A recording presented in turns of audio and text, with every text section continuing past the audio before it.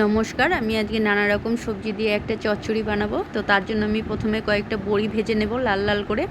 তারপর আমি শুকনো কড়াইতে গোটা ধনে, গোটা জিরে আর একটু রাঁধুনি, একটা তেজপাতা আর একটা হাফ শুকনো লঙ্কা ভালো করে নেড়েচেড়ে, একদম লো ফ্লেমে নেড়েচেড়ে হালকা যখন গন্ধ বেরোবে তখন আমি সেটাকে উঠিয়ে ঠান্ডা হতে দেবো। ঠান্ডা হয়ে গেলে আমি সেটাকে গুঁড়ো করে রাখবো।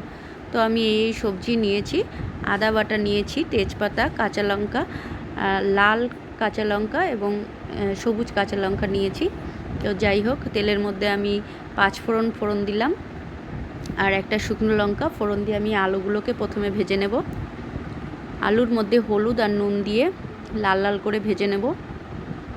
নিয়ে আলুগুলোকে আমি উঠিয়ে নেব। নিয়ে তার সেই তেলের মধ্যে প্রয়োজন যদি লাগে তাহলে আর একটু তেল দিতে হবে। সেই তেলের মধ্যে আমি একে একে সবজি দেব। যে সবজিগুলো সেদ্ধ হতে দেরি লাগে সেই সবজিগুলো আগে দেব।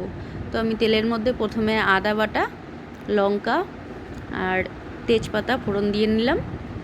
তারপর আমি প্রথমে পটল দিলাম। পটল সেদ্ধ হতে একটু সময় লাগে।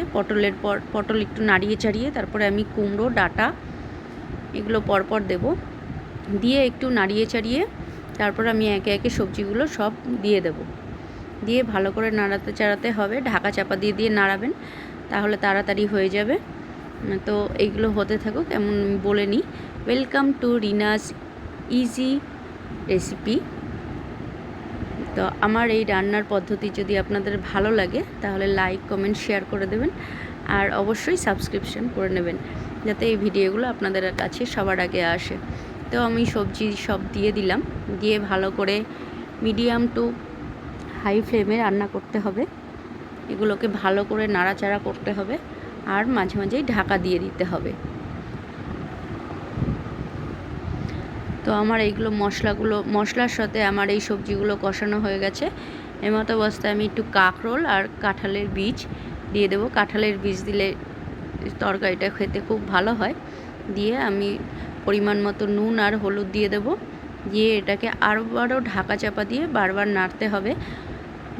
সবজিগুলো যখন 80% সেদ্ধ হয়ে যাবে তখন আমি এর মধ্যে টমেটো আর একটু কাঁচা লঙ্কা দেবো। দিয়ে ভালো করে নাড়বো চাড়বো। অবশ্যই ঢাকা চাপা দিয়ে দিয়ে রান্না করতে হবে। তো আমার সবজি প্রায় হয়ে গেছে। এমতো অবস্থায় আমি একটু গরম জল দিয়ে দেবো। অবশ্যই গরম জল দিতে হবে, তা না হলে টেস্ট হয় না।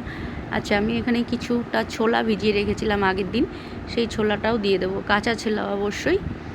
তো দিয়ে ভালো করে নেড়ে চেড়ে আমি গরম জল দিয়ে দেব। গরম জল দেওয়া হয়ে গেলে ঢাকা দিয়ে রাখবো। যখন ফুটে উঠবে জলটা তখন কিন্তু আমি এর মধ্যে নুন দেব, পরিমাণ মতো নুন দেব। আর এই রকম মশলা কষানো যখন হয়ে যাবে তখন এর মধ্যে আমাকে একটু চিনি দিতে হবে। একটু চিনি দিয়ে আবারও ভালো করে নাড়াচাড়া করে গরম জল দিয়ে দেব। চিনিটা পরেও দেওয়া যায়, নামানোরও কিছুক্ষণ আগে দেওয়া যায়, যেমন আমি নামানোর আগেই দিয়েছি। তো আমার একদম সবজিটা রেডি হয়ে গেছে। এর মধ্যে আমি চিনি দেবো, সামান্য গরম মশলা দেবো আর যে ভাজা মশলাটা আমি গুঁড়ো করে রেখেছিলাম তার 1.5 চামচ মতো এর মধ্যে দিয়ে দেবো। দিয়ে ভালো করে নাড়িয়ে চাড়িয়ে ঢাকা চাপা দিয়ে দেবো। নামানোর আগে আমি একটু এর মধ্যে বড়ি দেবো আর সামান্য গরম মশলা দেবো। তো আমার এই রেসিপিটি কেমন লাগলো সেটা আমাকে অবশ্যই কমেন্ট করে জানাবেন। বড়ি দিয়ে ডাঁটা চচ্চড়ি একদম রেডি।